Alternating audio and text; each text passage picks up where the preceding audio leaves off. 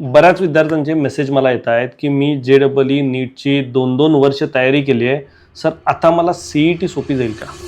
कारणं बरेच असतील.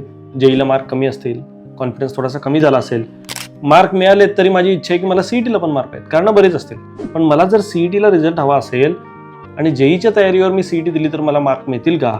तर त्याचं उत्तर आहे की 50% चान्सेस आहेत मार्क मिळायचे. मग त्यात इम्प्रूव्हमेंट काय आहे ते मी सांगणार आहे, नीट ऐका.